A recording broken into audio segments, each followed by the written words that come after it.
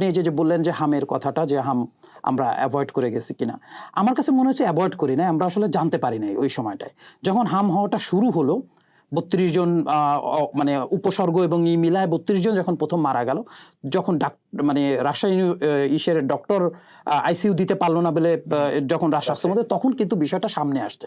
এবং আপনি দেখেন যে এই ধরনের স্টোরি নিয়েও কিন্তু আমরা, বাচ্চারা মারা যাচ্ছে সেটা নিয়েও কিন্তু আমরা ওই যে রাজনীতিতে যাচ্ছি, যে ইউনূস সরকারের সময়কে টিকা দেওয়া হয়েছে, আওয়ামী লীগের সরকারের সময়কে টিকা দেওয়া হয়েছে, বা ইদানিং আপনি দেখবেন যে ফ্যাক্ট চেকের মতো জায়গাগুলো, যেটা আসলে সত্য কথার কথা, সেখানেও কিন্তু দেখা যাচ্ছে যে কিছু কিছু ফ্যাক্ট চেকাররা কিন্তু এক ধরনের পলিটিসাইজ হয়ে যাচ্ছেন। তারা মনে করতেছেন এইটা ইউনূস সরকারের সমস্যা, সো এটা নিয়ে আমাকে লেগে থাকতে হবে।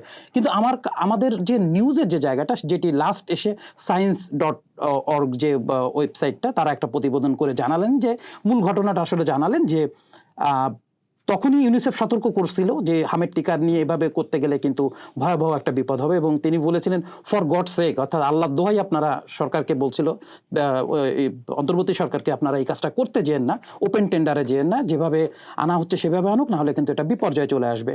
তো ওই সময় হয়তো কেউ আসলে হেলথের কেউ তো এটা খেয়ালই করে নাই যে এরকম একটা ঘটনা ঘটতে যাচ্ছে, যার কারণে কিন্তু ২৫ সালে হামের টিকা দেওয়া হয়েছে ৫৯% মাত্র, যেটা সাধারণত ৯০-এর মতো হওয়ার কথা আসলে, না এরকম থাকে।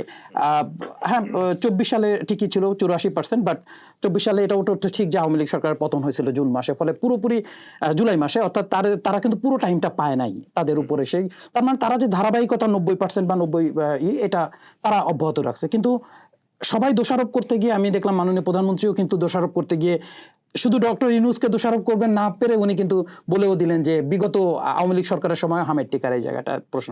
ফলে সব ধরনের এই ধরনের সত্য মানে অ্যাভয়েড করা, সত্যটা বেরিয়ে আসবে, এই জিনিসটা কখনো চাপা থাকবে না। কিন্তু সত্য নিয়ে এই ধরনের ফ্যাক্ট চেক বলি, বা একটু মিথ্যা সত্য মিথ্যা মিশায় যখন আমরা কথা বলি, এই কথাগুলো নানাভাবে ছড়ায়, ফলে বিতর্ক তৈরি হয়। কিন্তু এখানে বাচ্চারা মারা যাচ্ছে, কিন্তু এই জন্য গণমাধ্যমের দরকার ছিল সুস্পষ্ট ইনভেস্টিগেশন, যে আসলে কি হয়েছে। কিন্তু গণমাধ্যম কিন্তু ব্যালেন্স করতে গেছে যে না, আমরা দুই সরকারকেই দোষারোপ করতে হবে। বিএনপি সরকারের উপর আমি অবশ্যই দোষারোপ করবো না, কারণ তারা কেবলমাত্র সরকারের ক্ষমতায় আসছে।